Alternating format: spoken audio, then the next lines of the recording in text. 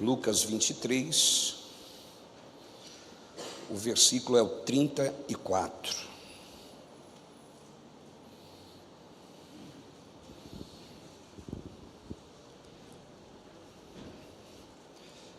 Todos estão preparados, queridos?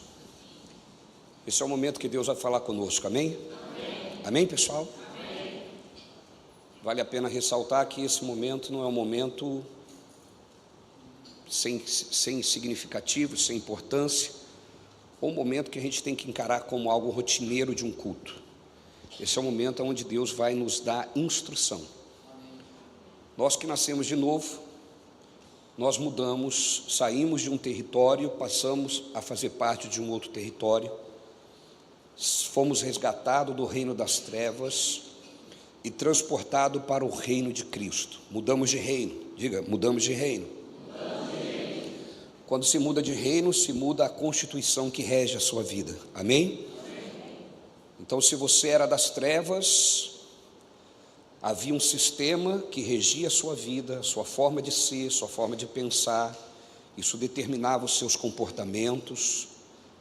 Uma vez que você nasceu de novo, agora você é uma pessoa recriada em Cristo Jesus, você é cidadão do reino, você está nas regiões celestiais assentado juntamente com Cristo. Esse é o fato espiritual que Jesus fez sem a minha participação e sem a sua. Mas Ele deixou a sua palavra, que nós devemos ouvir e entender como regra de vida e de fé, para que nós venhamos praticar, viver e colher daquilo que a palavra de Deus diz que pertence a quem nasceu de novo. Digam glória a Deus. É preciso entender, querido, que a morte de Cristo te colocou no céu, mas você ainda não está lá, amém, pessoal? No sentido físico, está no sentido espiritual, mas no físico você está aqui. E a oração do Pai Nosso, Jesus ensina claramente que nós devemos trazer o reino para a terra, trazer a bênção que Jesus conquistou para nós para esse dia, quando Ele diz: seja feita a sua vontade, assim na terra como no céu. Ele está dizendo, aqui tem que acontecer a mesma coisa que o Senhor deseja que tenhamos na eternidade. Amém, pessoal? Resumindo tudo isso, Jesus está dizendo, aqui vocês têm que viver a vida abundante. E aí eu preciso ressaltar que para quem já está há muito tempo inserido no Evangelho da Graça, isso é simples e entendível, porém quem está começando precisa compreender. Vida abundante não está falando sobre dinheiro, está falando sobre a própria vida de Deus. Vida abundante no grego quer dizer, deriva da palavra zoe. E zoe quer dizer a própria vida de Deus. Então é como se Jesus dissesse, eu vim para que vocês tenham vida, a própria vida de Deus. Amém? Então, a vida abundante faz parte de todos aqueles que nasceram de novo. A vida de Deus é a vida que deve estar dentro de você.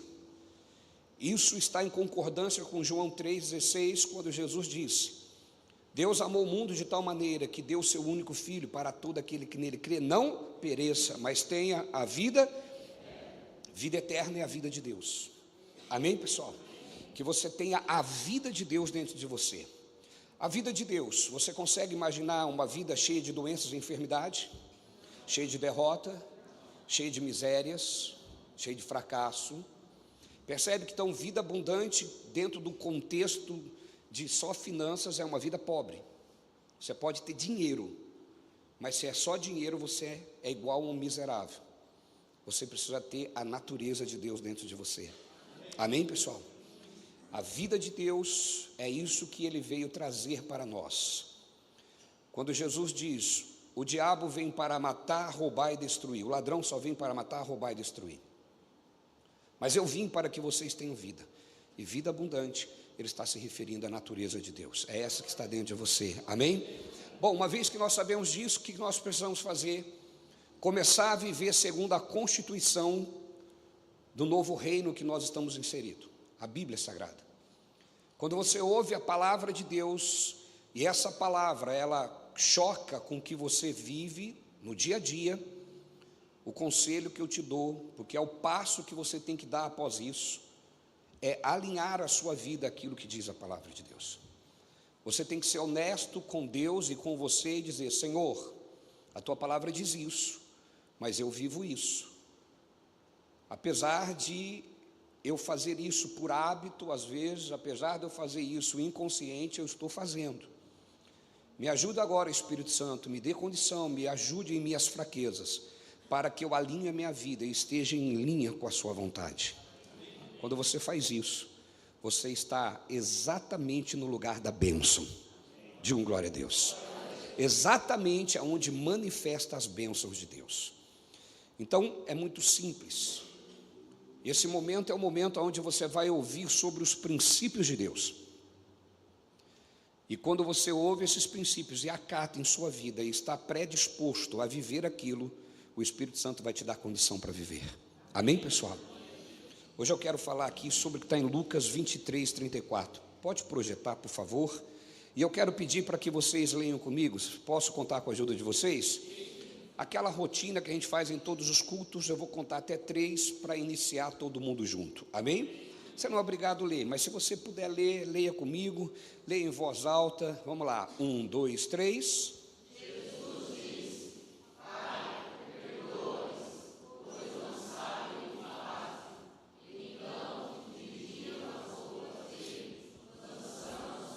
Leiam de novo, 1, 2, 3.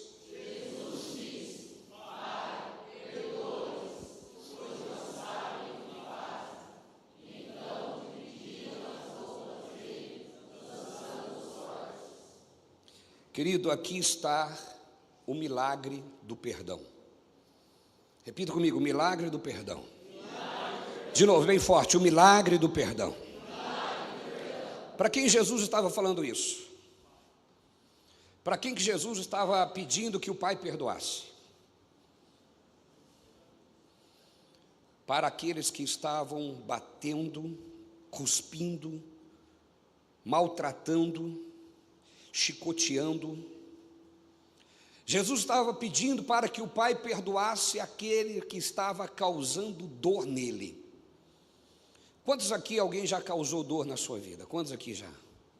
Quantos? Pessoas te feriram, te causaram dor. Existem situações que são até fáceis de perdoar, agora existem situações muito difíceis, não é verdade? Principalmente se vier daquela pessoa que nós temos um carinho muito grande. Geralmente a dor maior vem de quem nós mais amamos. É ou não é verdade? Quando alguém que você não conhece fala mal de você, te calunia, fala coisas da sua vida, alguém pode até ficar um pouco chateado, pensando por que estão falando assim, mas quando vem de alguém que você conviveu, ou de alguém que você convive, ou de alguém que você olha assim e diz: puxa, essa pessoa me conhece tão bem, será que ela não conseguiu pensar que eu jamais sou capaz disso que ela está dizendo, que eu jamais sou capaz da ação que ela está falando que eu irei tomar, do pensamento que eu irei ter? Geralmente essa pessoa é que te causa mais dor. É ou não é verdade? Jesus, ele enfrentou 3 poderes. Repita comigo: Jesus enfrentou 3 poderes. Pergunta para mim: quais são esses poderes, apóstolo? Jesus, ele teve que vencer 3 poderes, irmão. Jesus teve que vencer Pilatos, Jesus teve que vencer Herodes, e Jesus teve que vencer Caifás. Jesus enfrentou Pilatos, Herodes e Caifás. Esses 3 homens representam 3 poderes. Repita comigo: 3 poderes. Pilatos representa o poder militar. Repita comigo: Jesus enfrentou o poder militar. Herodes, repita comigo: Herodes era um governador. Diga comigo: Jesus enfrentou o poder político. E Caifás, alguém sabe quem ele era? Sacerdote. Repita comigo: Caifás representa o poder religioso. Jesus teve que enfrentar os três poderes: o poder militar, o poder político e o poder religioso. Quem estava ali chicoteando Jesus? Quem estava ali torturando Jesus? Quais dos três poderes foi o responsável para conduzir Jesus à pena de morte?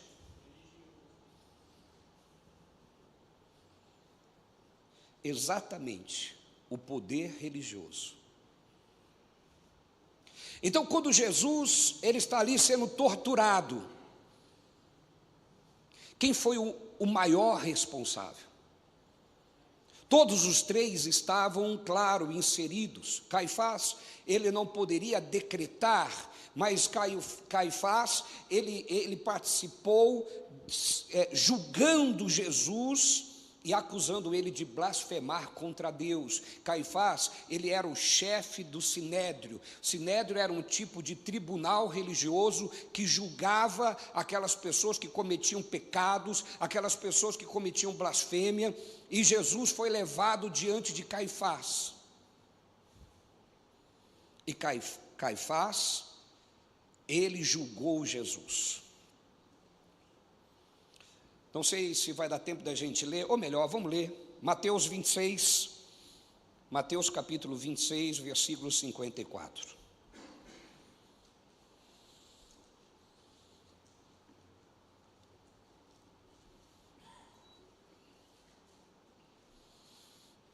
Nós vamos até o 68, é uma leitura um pouco extensa, mas não perca o foco, amém? Como, pois, se cumpriram as escrituras que diziam que assim convém que aconteça. Então disse Jesus à multidão: saíste como para um salteador com espadas e varapaus para me prender? Todos os dias me assentava junto de vós, ensinando no templo, e não me prendeste. Mas tudo isso aconteceu para que se cumprisse as escrituras dos profetas. Então todos os discípulos, deixando-o, fugiram. Vocês estão entendendo a leitura? Conseguem entender mesmo? Jesus está sendo abandonado por quem? Pelos ímpios? Por pessoas que não conheciam ele? Pessoas que todos os dias se assentavam com ele no templo e ouviam os seus ensinamentos. Vocês estão entendendo, pessoal? Pessoas que estavam todos os dias com ele. Não eram pessoas estranhas. Não eram pessoas que nunca ouviram falar de Jesus. Ou melhor, não eram pessoas que só ouviram falar de Jesus de longe. Não, eram pessoas que conviviam com Jesus. Eram pessoas que se assentavam ao redor de Jesus para ouvir os seus ensinamentos. Estão aqui comigo, pessoal? Sim ou não? E os que prenderam a Jesus, o conduziram à casa de quem? De quem, igreja? Do sumo sacerdote. Jesus foi preso e foi levado para o poder militar? Foi? Jesus foi preso e foi levado para o poder político? Ele foi preso e foi levado para onde? Para o poder religioso. Eu não vou nem falar tudo que eu quero falar. Amém, pessoal? Mas nós já entendemos a palavra. Então vou economizar tempo para dar informação daquilo que Deus quer que nós tenhamos hoje. E os que prenderam a Jesus, o conduziram à casa do sumo sacerdote Caifás, onde os escribas e os anciãos estavam reunidos. Então imagina só você, Jesus é preso e o que se imagina? Prenderam Jesus, vão levar ele ao poder religioso, ou talvez ao poder político. Por quê? Desculpa, ao poder militar, ou talvez ao poder político. Por que ao militar? Porque supostamente poderia-se imaginar que Jesus estava criando uma revolta, que Jesus estava bolando um golpe de Estado, não é verdade? Que Jesus poderia conduzir pessoas a se revoltarem contra o seu Estado, a promover baderna. Podia se levar também ao poder político exatamente pelo mesmo motivo. Jesus é um revolucionário, ele está tentando virar o Estado. Mas para onde levaram Jesus? Ao poder religioso. Agora, por que levaram Jesus ao poder religioso? Caifás, ele tinha muito poder por ser o sumo sacerdote. Caifás fazia o que queria, falava sobre Deus como ele queria, e Jesus chega e começa a abrir os olhos das pessoas. Jesus chega e começa a curar os enfermos. Jesus chega e começa a libertar pessoas. Jesus chega e começa a abrir os olhos do cego. Começa a fazer aquilo que Caifás, apesar de ser, entre aspas, o representante de Deus na terra, nada fazia. Consegue entender? E isso foi uma ameaça muito grande para a religião, para os religiosos. Estão compreendendo, sim ou não? E levaram Jesus para lá. E quando Jesus chega na casa do sumo sacerdote, quem está lá reunido? Era por acaso algum endemoniado? Uma pessoa possessa de demônios? Era por acaso algum que servia aos outros deuses? Quem estava reunido lá? Os escribas. Quem eram os escribas? Os homens entendidos que viviam do templo. Eram os homens de grande sabedoria que traduzia os manuscritos com a mensagem da lei. Os escribas eram os homens que nós podemos chamar hoje de obreiros que ficam na igreja e trabalham 24 horas a serviço do reino. Eu estou só te trazendo um esclarecimento de como é. Amém, pessoal? Sim ou não? Mas os escribas eram homens muito entendidos, muito sábios. Eles viviam para traduzir os manuscritos, para escrever e dar acesso ao povo daquela época. Então, o que nós podemos entender? Ali estava alguém supostamente que servia a Deus, que tinha cargo no templo, e que todos olhavam e diziam: este serve a Deus, porque ele serve no templo. Estão aqui comigo, pessoal? Sim ou não? Então quem estava lá? Continua lá no versículo. Quem estava lá? Os escribas. E quem mais? Quem são os anciões? Ou os anciãos? Os homens maduros, que tinham experiência. Eram homens que tinham habilidades em construir uma família. Eram homens que tinham habilidade em conduzir um lar. Era um homem que tinha responsabilidade. Não era qualquer um. Não era um garoto aventureiro. Eram homens sérios, extremamente conservadores, que supostamente jamais perseguiriam o evangelho, jamais teriam algum problema com Jesus. Amém, gente? Vocês estão aqui comigo, sim ou não? Então Jesus foi levado à casa do sumo sacerdote, da autoridade máxima religiosa da época, e quando ele chega lá, ele encontra pessoas que todos ao olharem pensaria: esses jamais farão algo contra Jesus.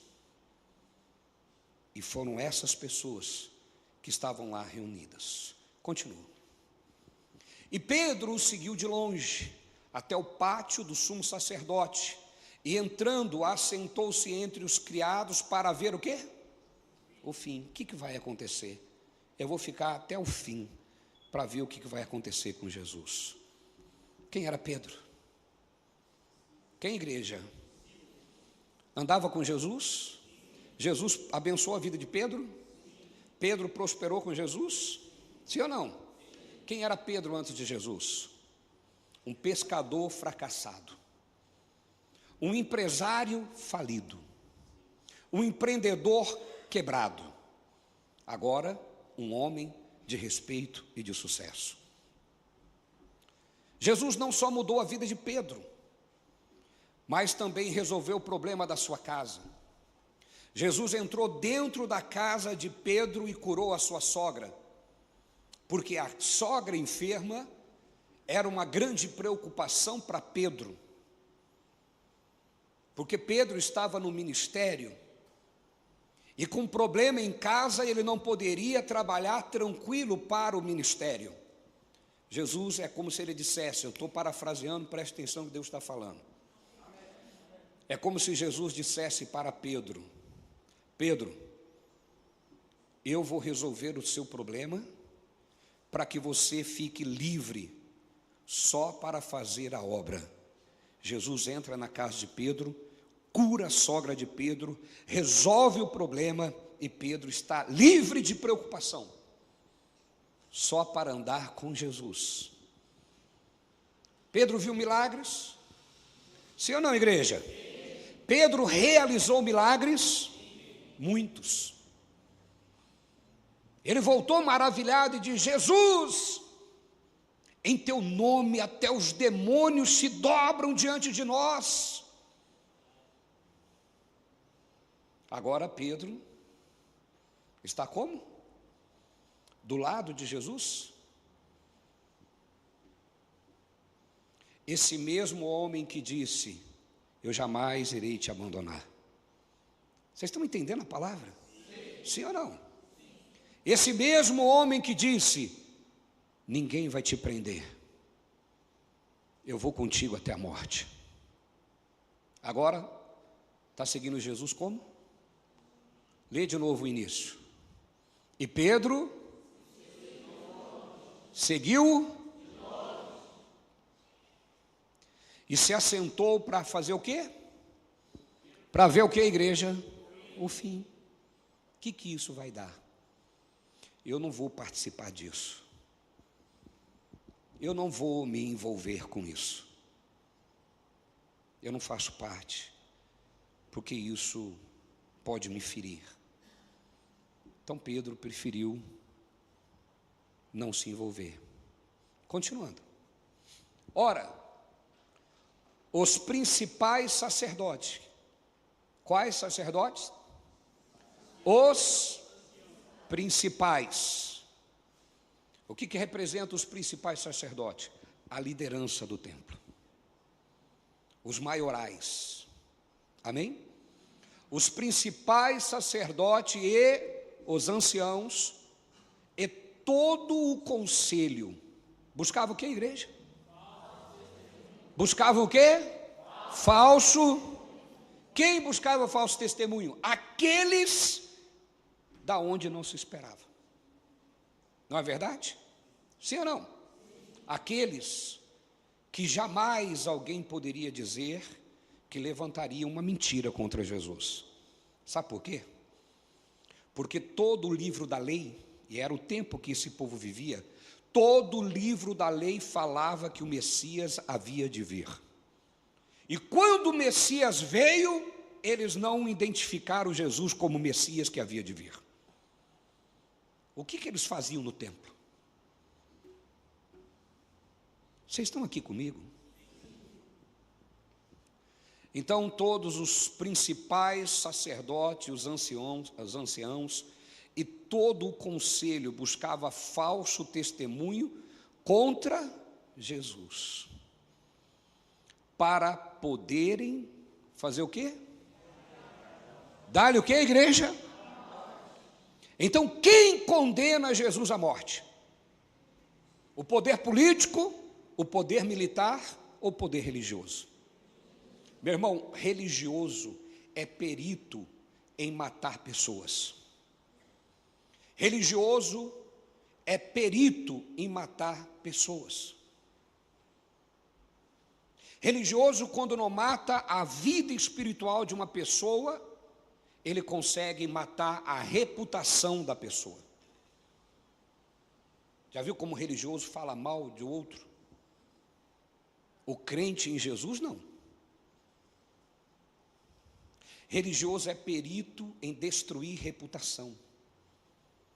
Caluniam, falam mentira, falam do que acham. O religioso sempre quer a morte. Ele promove morte. Quantas pessoas deixam de estar na igreja porque um religioso mata a fé da pessoa? Quantas pessoas deixam de seguir a Jesus, principalmente os que estão iniciando? Quem já está firme com Jesus, ele não abandona Jesus por nada. Mas a palavra de Deus diz assim, ó, presta atenção: maldito é aquele que faz o cego errar o caminho. Eu vou falar de novo.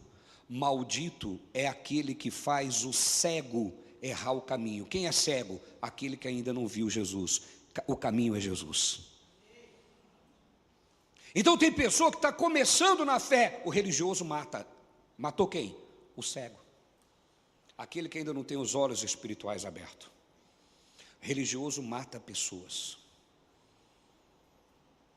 Entende, querido? Por isso, meu irmão, que longe de nós ser religioso, sejamos discípulos de Jesus. Que nossas pegadas devem ser aonde Jesus pisou. Se ele pisou, pise lá. Se ele não pisou, não pise. Ah, mas Deus mostrou, um anjo veio. Não tá, Jesus não fez, Jesus não falou. Pode descer um anjo. O que Paulo disse? Se um anjo descer e trazer um outro evangelho, amaldiçoa o anjo. Apóstolo, mas eu não tenho espiritualidade e nem conhecimento para amaldiçoar um anjo. Quanto tempo você é salvo? Passou de 5 anos, ainda não tem? Você é um anão já. É um anão. Por quê? Já era para você ser alguém que está desenvolvendo, mas parou de crescer. Quem para de crescer é um anão, não é verdade? O que significa um anão? Alguém que tem problemas, não é verdade? Alguma falta de alguma coisa no seu organismo. Traz para o mundo espiritual. Tem pessoa que está na igreja há 5, 10 anos e parou de crescer. É um anão, você está com um problema, irmão. Está faltando Jesus na sua vida, de fato e de verdade, constantemente. Estão entendendo? Isso aí é outra mensagem para outro dia, já preguei isso aqui há algum tempo, outro dia eu volto aqui. Então, existem pessoas que ele parece que faz de tudo para ficar na posição de religioso. O religioso sempre tem o olhar para o outro. O cristão sempre olha para si e para Deus. Porque quando você olha para si, você vê falhas suas.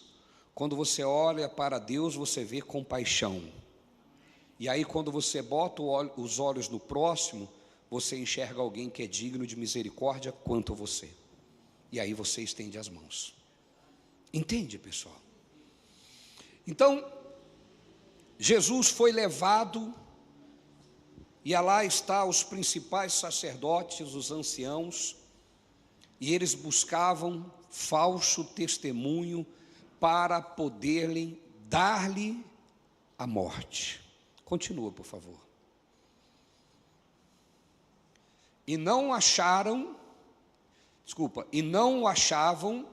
apesar de se apresentarem muitas testemunhas falsas. Quantas testemunhas falsas? Poucas.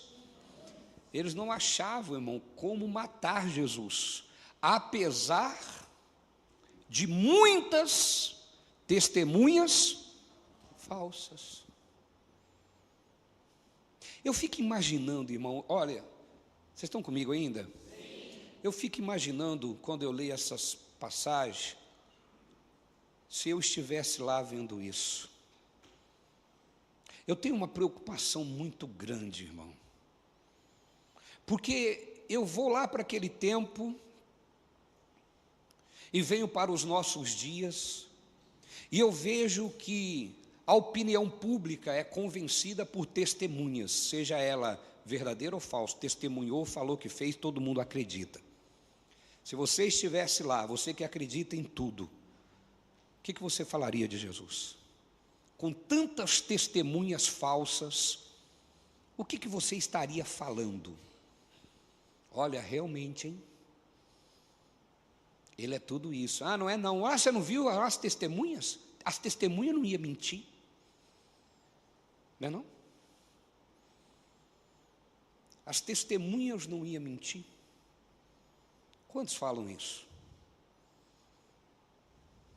A gente aprendeu no direito, né, pastor? Que a testemunha é a prostituta do processo. Apóstolo do céu. É assim que se ensina na faculdade de direito. O que quer dizer? Pagou, levou. Nem sempre, apóstolo. Exceção não é regra, é exceção. Amém, gente? Então eu fico preocupado, meu irmão. Eu tenho um temor muito grande. E aí eu chego à conclusão, diante de tudo isso, que eu só posso ficar no meu lugar. Qual é o meu lugar? De intercessão. E não de tomar partido das coisas, principalmente alheias. Mas qual é o tema da nossa mensagem?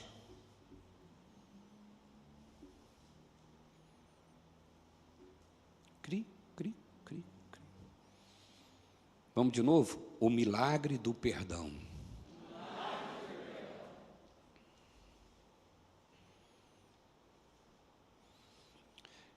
Quem falou, Pai, perdoa, porque não sabem o que fazem? Quem foi? Você está entendendo tudo porque Jesus passou?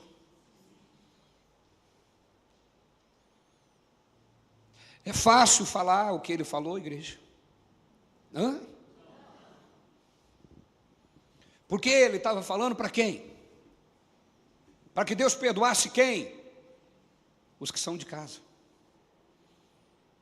Os que se assentam com ele na mesa para ouvir os seus ensinos. Ele está pedindo para que Deus perdoe aqueles que caminhavam com ele. Ele está pedindo para que Jesus perdoe aqueles que conhecia muito bem quem era ele, que viu milagres. É por isso que eu não acredito que testemunho de milagre faça alguém se converter. Não faz. Eu sou um milagre vivo e tem pessoas da minha família que me conheceu doente, me conhece curado e ainda não receberam Jesus. O milagre que aconteceu na minha vida não foi capaz de nada. O milagre, ele serve para o crente, ou para provar para aquele que está ali, será que Deus existe? O milagre acontece e ele se rende, mas não salva. O que salva é ele se render àquilo que Cristo fez na cruz do Calvário, receber Jesus. Que tem pessoas que nem vendo o milagre continuam com Jesus. Tem pessoas que foram curadas, transformadas, viram coisas enormes acontecer na sua vida, incríveis, e mesmo assim segue Jesus de longe, não se envolve, não falam de Jesus, não estão engajados com a causa do reino. Jesus, então, está dentro dessa circunstância, e não achavam, apesar de se apresentarem muitas testemunhas falsas, não o achavam. Mas, por fim, chegaram duas testemunhas falsas. No fim do julgamento, diga comigo, chega duas testemunhas falsas. Eu estou com o seu irmão, diga, você está entendendo, querido? Continua, por favor. E disseram, Este disse: eu posso derrubar o templo de Deus e reedificá-lo em 3 dias. Jesus falou isso? Falou. Tentaram mentir contra Jesus e não pegaram Jesus, mas agora coloca Jesus contra a palavra dele.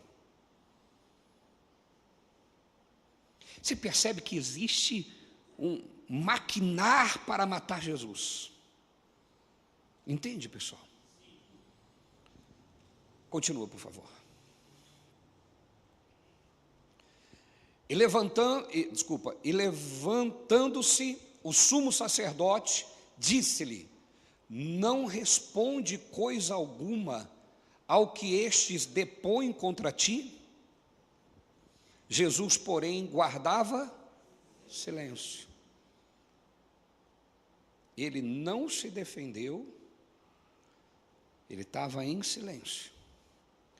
E respondendo o sumo sacerdote, disse-lhe: conjuro-te pelo Deus vivo. Por quem que ele falou? Por quem, igreja? O religioso fala em nome de Deus, irmão. O religioso até diz: diante de Deus, eu quero pecar contra o Espírito Santo se eu não estiver falando a verdade. Eu já vi isso, irmão. Eu já vi a pessoa mentindo na minha cara e falando: não, diante do Espírito Santo. Se eu estiver mentindo, eu quero pecar contra o Espírito Santo e ser condenado ao inferno. Eu fico: meu Deus, essa pessoa é louco. É pior do que botar um revólver na cabeça e puxar o gatilho. Estão me compreendendo, pessoal? Eu falo: meu Deus, tem que parar, porque senão essa pessoa ela vai se complicar cada vez mais nas mãos do diabo. Estão me entendendo, pessoal? Conjuro-te pelo Deus vivo, que nos diga se tu és o Cristo, o Filho de Deus. Diga comigo: o Cristo, o Filho de Deus. Talvez para você não tenha importância nenhuma dizer que é filho de Deus, mas dizer que é filho de Deus, para um religioso, é blasfêmia. Entende? Se você falar: eu sou filho de Deus, eu posso tudo que Deus diz que eu posso, eu tenho autoridade no nome de Jesus, o diabo tem que se dobrar diante de mim, eu sou o melhor de Deus, a pessoa fica: você é doido? Que blasfêmia! Você é agora igual a Deus. Conseguem compreender, pessoal? Continua. Disse-lhe Jesus, aí ele quebra o silêncio: tu disseste, digo-vos, porém, que vereis em breve o Filho do Homem assentado à direita do poder, e vindo sobre as nuvens do céu. Como eu amo Jesus, irmão. Que sabedoria de resposta. O religioso ia falar assim: maquiavélico, manipulador. Olha o jeito que ele fala. Ele é um manipulador. Estão entendendo, pessoal? Isso aqui é sabedoria, irmão. Repita comigo: sabedoria. Amém, gente? Amém. Continuando. Então o sumo sacerdote rasgou as suas. Quem rasgou as vestes de Jesus? Diga comigo: poder religioso. Então o sumo sacerdote rasgou as suas vestes, dizendo: blasfemou. Para que precisamos ainda de testemunhas? Ele que bem ouviste agora eis que bem ouviste agora a sua blasfêmia. Amém, queridos? Por que era blasfêmia? O que era blasfêmia? Dizer que era filho de Deus. Então, que vos parece? E eles respondendo, disseram: é réu de morte. Então, diga comigo, cuspiram no rosto. Diga, cuspiram no rosto. Continua.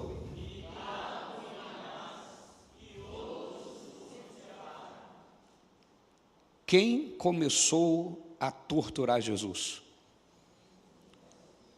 O poder militar? O poder político? Quem? Você percebe como o religioso é um bicho fedorento e perigoso? Cheira mal o religioso, irmão. Nunca aceite a religiosidade na sua vida. Se alguém não sabe a linguagem, mas eu não sou religioso, eu creio em Deus. Eu não estou falando de crer em Deus. Eu estou dizendo aquela pessoa que é hipócrita, ela fala de Deus, mas não vive. Consegue entender, sim ou não? Ela fala da boca para fora, mas a vida dela não tem nada de Deus. Ela julga o outro, ela condena os outros, ela se sente poderosa, ela se sente santa, e todo mundo não presta, e só ele que é o rei da cocada. Estão me compreendendo? Só ele que é o cara. Ele condena todo mundo, ele critica as pessoas. Esse é o religioso, irmão. Você é filho de Deus, você é servo do Deus vivo, você é crente em Jesus. Consegue entender? Você é a imagem de Deus que vive para glorificar a Deus, para ajudar que as pessoas se reconciliem com Deus. Você, quando vê o pecador, você tem misericórdia. Quem é crente em Jesus, quando vê o pecador, ele tem misericórdia, irmão. Estão me compreendendo? Ele sente a dor, ele chora, ele ora, Deus toca aquele coração. Ele não olha para alguém que está caído com desdém, nem com exaltação, irmão. Ele sofre quando alguém cai. Estão me compreendendo? Quando alguém desvia, ele chora, ele sente a dor, ele ora. Ele não aplaude não, irmão. Ele não fica feliz quando alguém se desvia. E ele nem incentiva isso, pelo contrário, se ele puder ajudar a pessoa a resolver os conflitos, ele ajuda. Consegue compreender, pessoal? É verdade que em alguns casos não tem como, só Deus depois, mas ele não tem prazer naquilo. O religioso tem. Ah lá, estava na igreja cantando. Ah lá, estava na igreja fazendo isso. Ah lá, ó, dizia que era santo. Alguém já viu isso, igreja? Já viu isso? Consegue entender, pessoal? O que fizeram os religiosos? Cuspiram-lhe no rosto e lhe davam punhadas, e outros versículo seguinte, dizendo: profetiza-nos Cristo, quem é o que te bateu? Zombando de Jesus. Versículo seguinte. Ora, leio agora, igreja. Pedro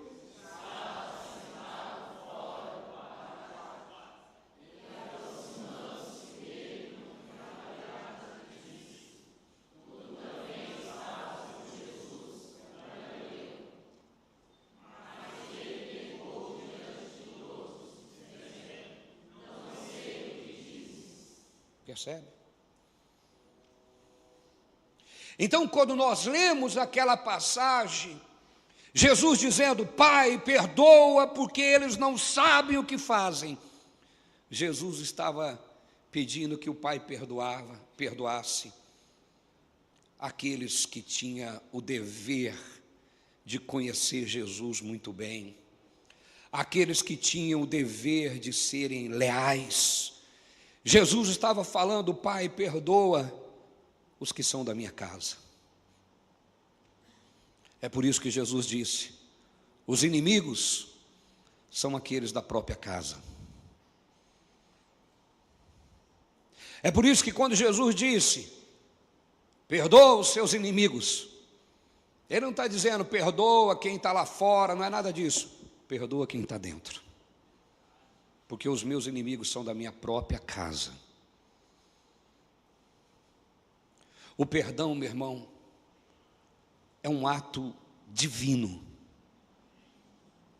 E você só vai conseguir liberar o perdão quando você estiver olhando para Jesus. Sabe por que tem pessoas aqui que não conseguem perdoar, meu irmão? Porque você fica olhando para as suas dores, você fica olhando para as suas feridas, você fica olhando para aquilo que lhe causaram.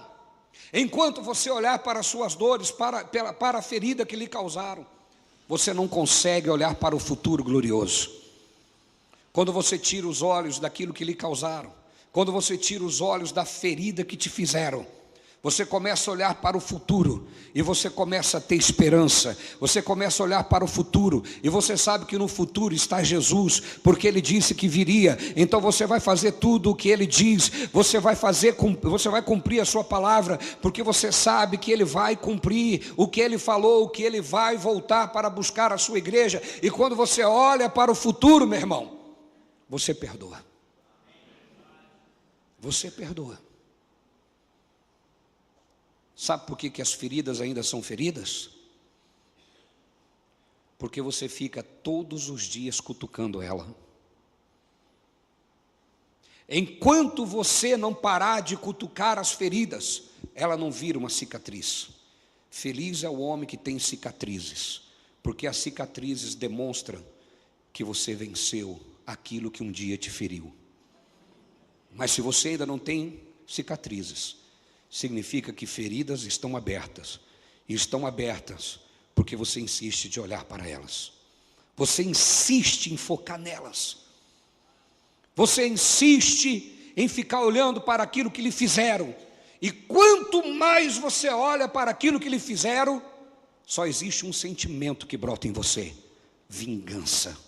Você quer que a pessoa pague, você quer que a pessoa sofra, e você fica na sua cabeça: enquanto ela não pagar, eu não perdoo essa pessoa.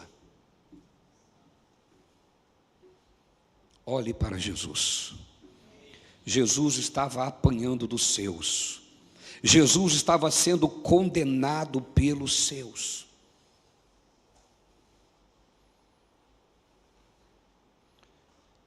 É uma coisa, meu irmão, que eu de verdade não sei te explicar. Pode ser que amanhã Deus me revele. Mas Deus livrou Jesus do poder político. Deus livrou Jesus do poder militar.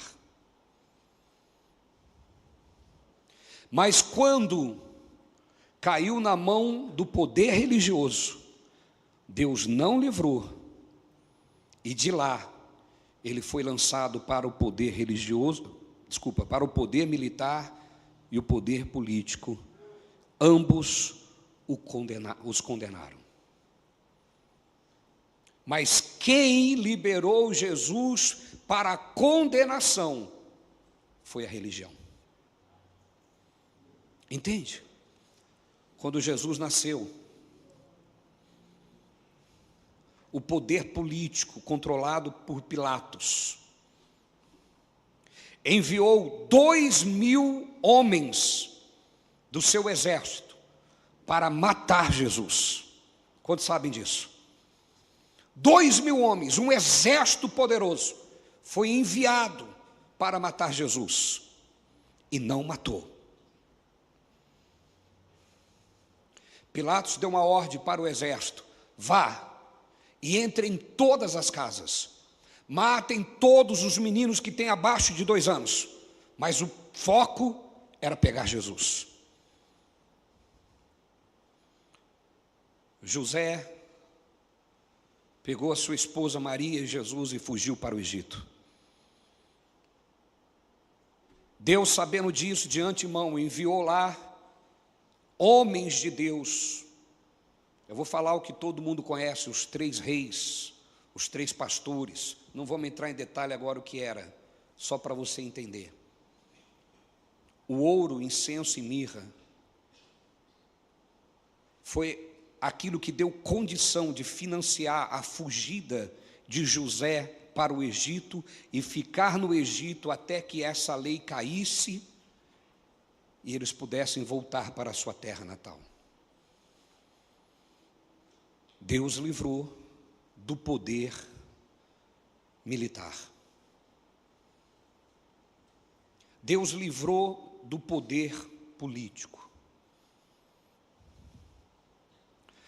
Quando você lê sobre Herodes, ele era louco para matar Jesus.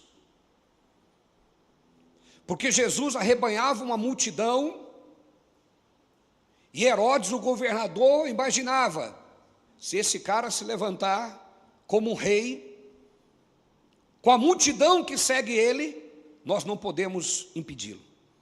Só que Jesus dizia, o meu reino não é dessa terra, eu não vim trazer um governo natural, eu vim trazer o reino de Deus, e ele já está aqui entre nós. Amém, pessoal? Aliás, em nós.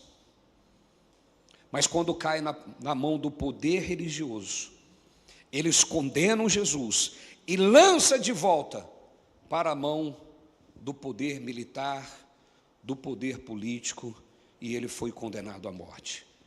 Obviamente que existia a soberania de Deus aqui, e era um plano de Deus. Mas o processo que eu quero te mostrar é, quando Jesus disse, Pai, perdoa-os, porque não sabem o que fazem.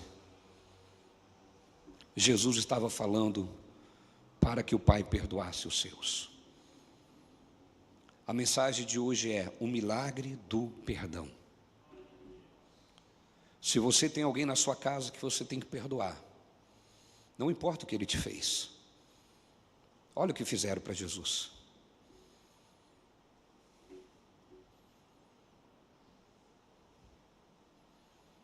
Eu poderia nomear cada situação que Jesus teve que perdoar aqui. Traição, calúnia, mentira, engano, tantas coisas inseridas nesse contexto. Eu estou resumindo isso para vocês. Nós temos que ser imitadores de Jesus, amém? Amém. A palavra de Deus diz que nós precisamos imitar Jesus. Sede meus imitadores, amém, pessoal? Se ele disse isso, nós podemos. Então, quando você lê, Pai perdoa, Jesus está dizendo, me imite, perdoe. Ah, mas olha o que me fizeram. Olha o que fizeram com Jesus. Ah, mas é alguém que eu amava demais. Parece que foi as mesmas pessoas também. O mesmo tipo de pessoas que também traiu Jesus. Não era um estranho. Eu, como pastor, fico imaginando, irmão. Eu já tive que perdoar pessoas que eu passei a vida ensinando eles a palavra e o caminho de Jesus. Eu já tive que perdoar pessoas, irmão, que chegou na igreja, não era ninguém. Não sabia nem falar o nome de Jesus. Receberam Jesus, foram batizados, inseridos no ministério, consagrados a pastores ou a obreiros, e depois saíram e disseram, ele não é homem de Deus. Aquela igreja não é de Deus. Só que eu sempre pensava, engraçado, eu não sou homem de Deus, a igreja não é de Deus, mas ele não abriu mão de ser obreiro, porque ele foi para outro lugar como ministro, ele foi para outro lugar como pastor. Se não é de Deus, deveria recusar a consagração ministerial, porque se eu consagrei alguém pastor e eu não sou de Deus, a consagração é do demônio. Ela deveria abrir mão da consagração, estou indo embora, largo tudo, a partir de hoje eu não sou mais nada.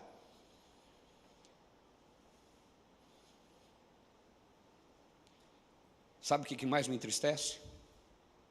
A ignorância do povo que não consegue raciocinar no óbvio. Que ainda consegue acreditar em pessoas assim. Consegue entender? Ela não consegue pensar o óbvio. E eu fico pensando, meu Deus do céu, para ser burro precisa melhorar muito. Por quê? Qualquer débil consegue pensar. Desculpa a força da expressão.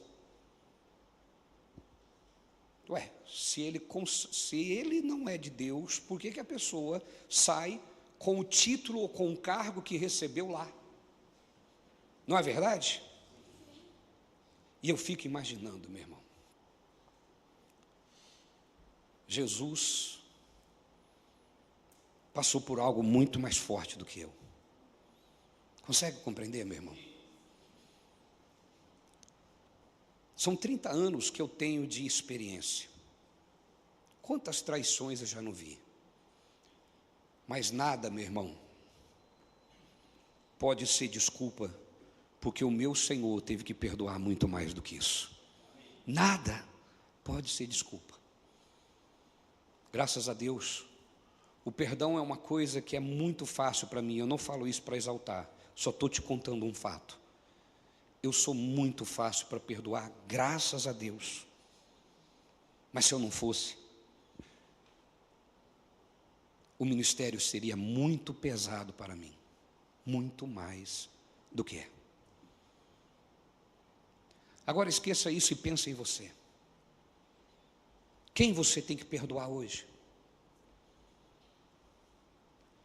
Quem você tem que parar e dizer: Pai, perdoa, porque ele não tem nem noção do que ele estava fazendo naquele dia. Ele não sabe o que estava fazendo, porque se soubesse não tinha feito. Dá a outra pessoa o benefício da inocência. Ah, mas ela não é. É melhor ficar na minha posição? É mais tranquilo? É mais saudável? Não vou ter uma úlcera, não vou ter um câncer, não vou ter desencadeado nenhum problema na minha vida. E além de tudo isso, vou ter paz. Pai, perdoa-os, porque eles não sabem o que fazem. Quem Deus está mandando você perdoar agora? Quem Deus está mandando você perdoar agora, irmão? Eu vou ser redundante, não importa o que ele fez. Ah, é o meu marido, minha esposa. É até o meu ex. Aquela pessoa me feriu demais. Para de olhar para as feridas. Olhe para o futuro. O teu futuro é glorioso, irmão. Não, você não acredita nisso. Eu vou dizer de novo. Pare de olhar para as suas feridas. Olhe para o seu futuro, porque o seu futuro é glorioso.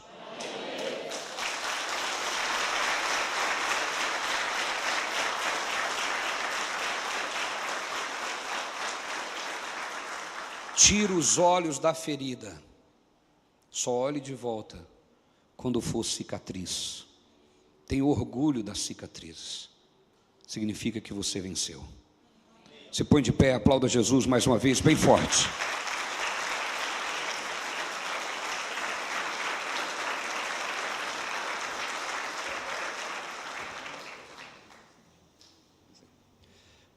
Feche os teus olhos.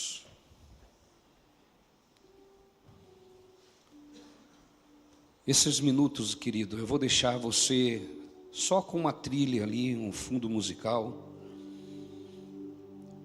E eu quero que você nesse momento faça uma reflexão, se ainda não fez.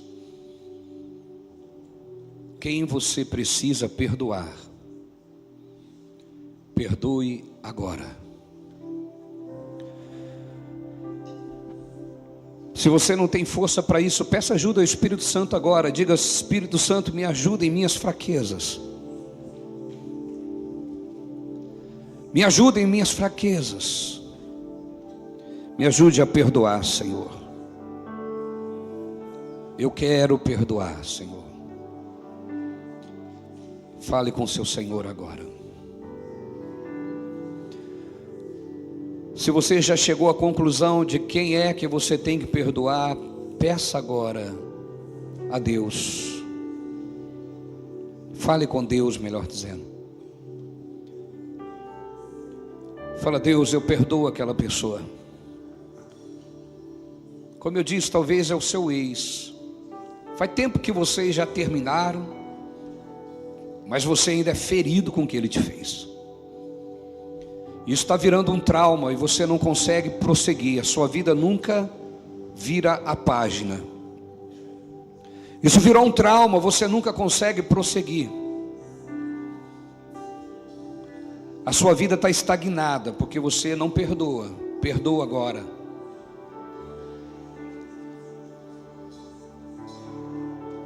Perdoa, fala com Deus. Pai, inclina os seus ouvidos, Senhor.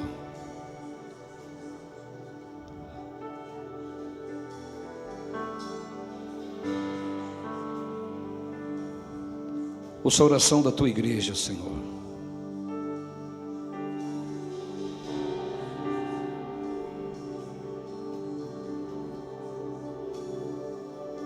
Isso, vai falando com Deus. Tira isso do seu coração, meu irmão. Tira isso do seu coração, minha irmã.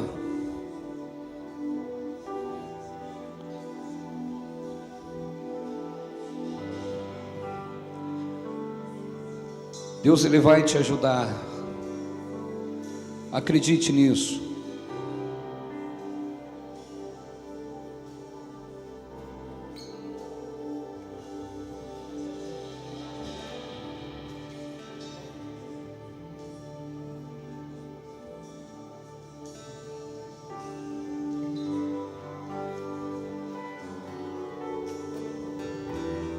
Isso, deixa Deus envolver a sua vida. Ele vai te dar força. De verdade, a minha oração, meu irmão, é que a sua vida seja um antes e um depois dessa mensagem. Que você consiga acreditar nisso, para que essa mensagem seja um divisor de águas. Jesus, a pior coisa que lhe aconteceu veio de onde ele não esperava. Veio dos seus, daqueles que deveriam conhecê-lo.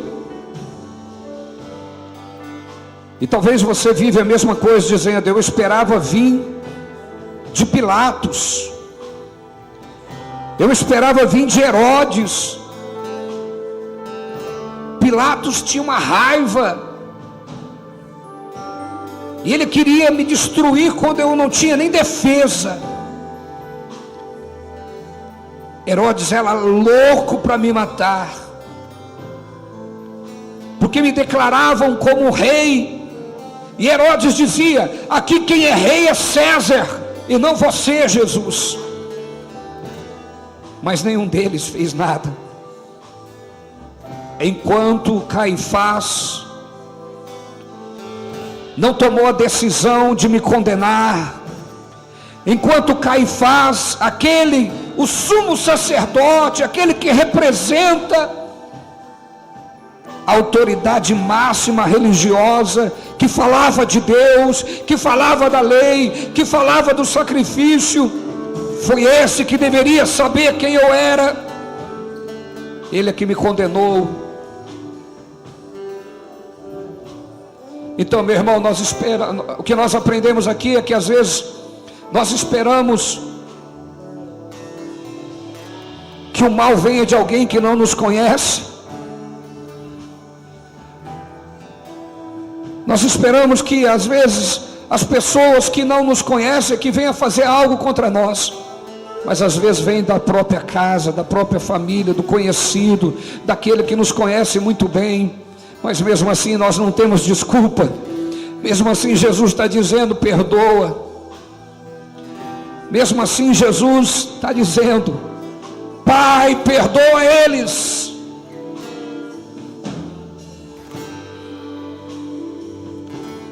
É até uma intercessão que Jesus faz, pedindo para que eles sejam perdoados.